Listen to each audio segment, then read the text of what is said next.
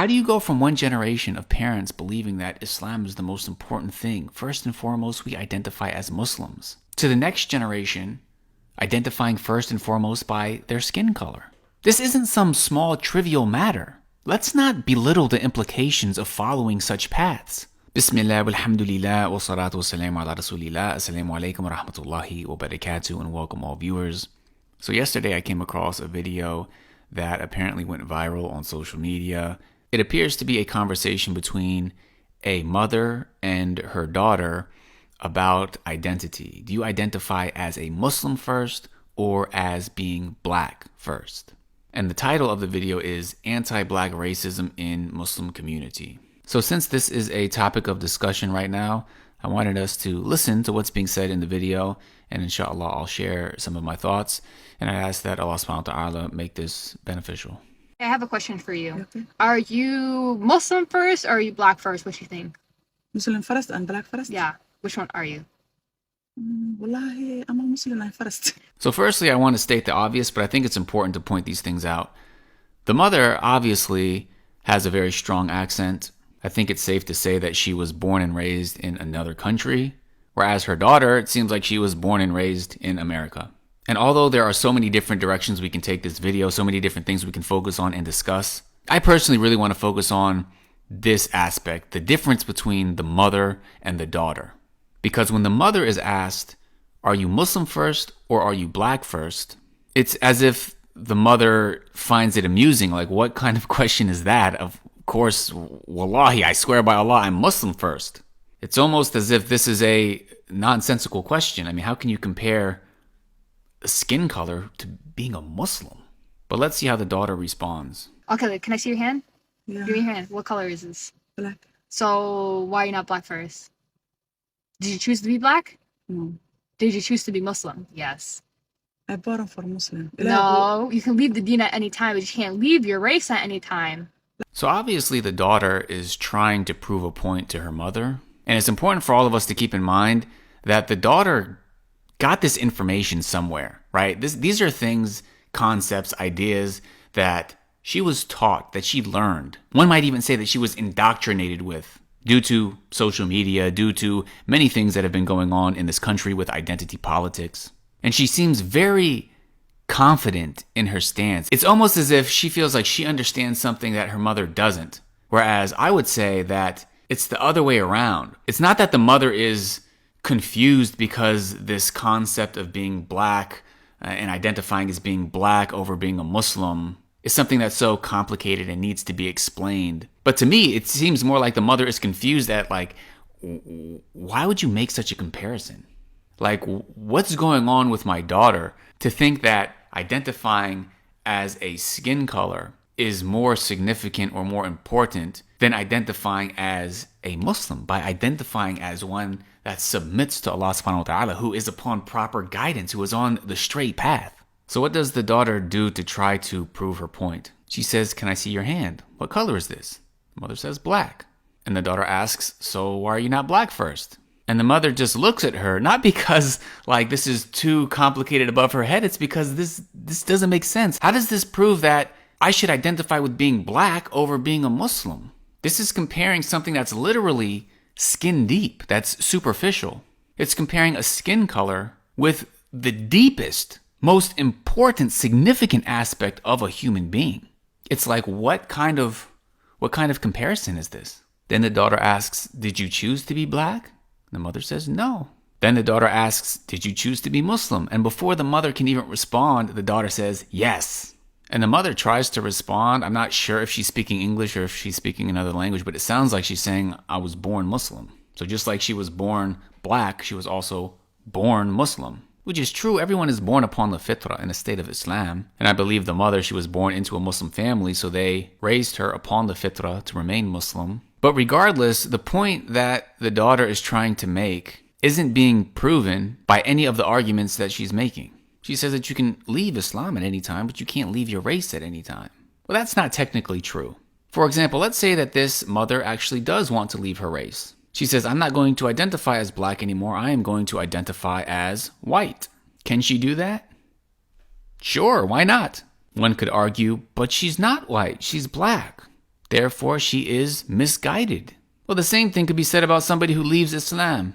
They're also misguided. Actually, they're far more misguided. They're much further from the truth. Dare I say, they are far more delusional. And if you think this is a false comparison, well, in a sense it is, because, as I said, leaving Islam is far worse. Rejecting your Lord and the guidance he sent is far more astray than somebody who's wrong about the color of their skin. But both scenarios have a lot of unsaid implications. So for example, when somebody says that they're black, this mother and her daughter, their skin isn't literally black. Clearly, their skin is brown. Also, black people are not a monolith. Black people come in all sorts of different shades of color. They speak different languages. They have different cultures. I mean, just on Twitter alone, the reaction to this video had people of certain cultures who would be considered black arguing over whether or not she was from their tribe, whether or not she was from their country. So technically speaking, somebody could leave this idea of being from the black race and actually be moving towards something more correct, something more specific and relevant to their actual history and ethnicity. But the point here is not just to refute this daughter, but she's been fed these ideas. She's living in a society that has influenced her and convinced her that, first and foremost, she is black. She thinks that she didn't choose that, she can't help that, there's nothing she can do. It's just the fact she is black. But that's not the only thing she's been taught to believe. Let's see what else she says. Plus, these non-black Muslim people don't like you. Let's remember that first. Look at the skin. They don't like you. She says these non-black Muslim people don't like you. Subhanallah. In an attempt to fight racism, she says something incredibly racist. That non-black Muslims don't care about black Muslims. Now, I'm not saying that racism doesn't exist at all within the Muslim community. Obviously it does. But you can't fight racism with more racism. This is why it's so important for parents to understand what's going on, what their children are being exposed to, what kids nowadays are being indoctrinated with. There is an ideological war being fought. Islam is the straight path, and there are all types of philosophies and ideologies and beliefs that people are using to try and pull your children away from the straight path as much as they possibly can. Many parents, unfortunately, seem completely oblivious to this reality. How do you go from one generation of parents believing that Islam is the most important thing, first and foremost we identify as Muslims, to the next generation identifying first and foremost by their skin color? This isn't some small trivial matter. Let's not belittle the implications of following such paths. You know, I want to say something as a convert, because as somebody who embraced Islam, I come from a whole background, a whole history of non-Muslims. Non-Muslim family, non-Muslim friends, non-Muslim community. And as I get older, people die. People from my family die. People I grew up with, friends, die. Also, having been Muslim for the past 13 years, I have Muslim friends who die. Muslim friends who have family members who die. And whenever a Muslim tells me that their Muslim family member died, just to be completely honest, and I hope this doesn't come across as harsh or cold, I do understand that when you lose somebody, that it hurts, it can be painful and depressing and sad. So I offer my condolences, I make dua for them. But at the end of the day, all that matters is dying upon Islam. Allah tells us, "O you who believe, fear Allah as he should be feared and do not die except as Muslims." So when I hear about a Muslim dying, yes, I understand that there is some pain and sadness that goes along with that. But foundationally, I'm just like, Alhamdulillah. To Allah we belong and to Allah we return. And if they died upon Islam, inshallah, they're going to go to Jannah. Inshallah, they were successful. They won. They did it. They died in the state of Islam. Because many of us, we have family, people that we grew up with, that we love, and they die in a state other than Islam. They die as non-Muslims. And when you're facing death, you are faced with the topic of the eternal hereafter. All this other stuff, your skin color, how much social justice activism you were involved with, how happy of a life you lived, none of it matters if you didn't die in a state of Islam. So for anybody to belittle in any way, shape, or form being Muslim, being guided, having Islam, wallahi, it is just a sign of ignorance. It is a sign of not truly understanding who Allah subhanahu wa ta'ala is, who we are as human beings, the situation that we are in, the reality of the hereafter, the blessing of being guided to the truth. And it's hard for me to think of a tragedy worse than Muslims going astray. And trying to keep our children and our communities on the straight path should not only be a priority, but it's a responsibility.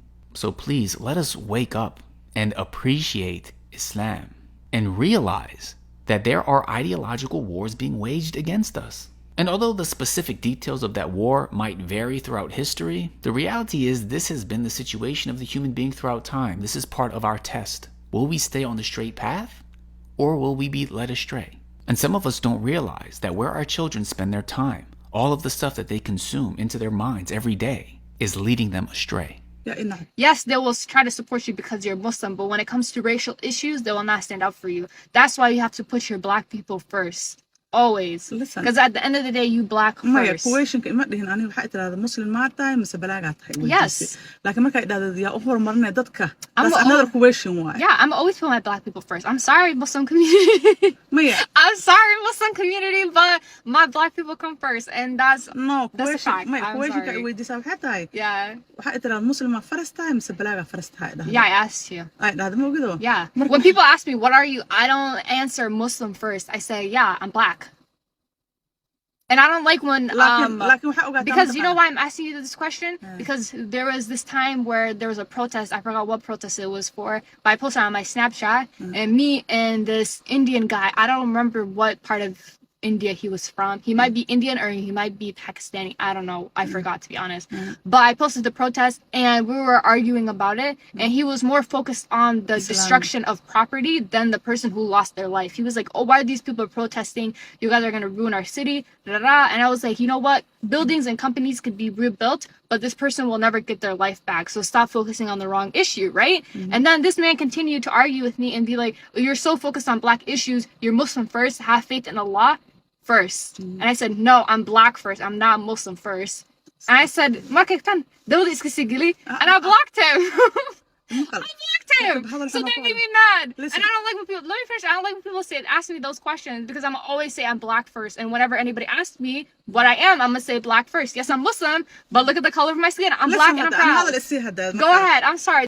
Yeah, so the video cuts off here. Obviously, the mother seems to be kind of shocked and in complete disagreement with her daughter. But just to wrap things up, this anecdotal example that the daughter gave regarding why she thinks this way isn't what really led her to adopt these beliefs. But rather, she's just repeating talking points that have been pushed and promoted by all types of external forces. One disagreement that she had over Snapchat with somebody who's Indian or maybe Pakistani, she can't remember, is not going to lead her to all these conclusions. She's obviously just repeating talking points that have been spread across social media. Nothing that she's saying is new or even rare. The only thing that makes this video somewhat unique is the fact that she's a Muslim and she's with her Muslim mother, and she is preferring such rhetoric to Islam. And that's what makes this video so sad and disturbing. Allah knows best. May Allah keep us firm upon His deen. May He give us a good end. May He protect us and our children from ever going astray. May Allah make us love and appreciate His religion. May Allah make us of those who are grateful and appreciate His guidance. Jazakumullahu khairan wa salamu alaikum wa rahmatullahi wa barakatuh.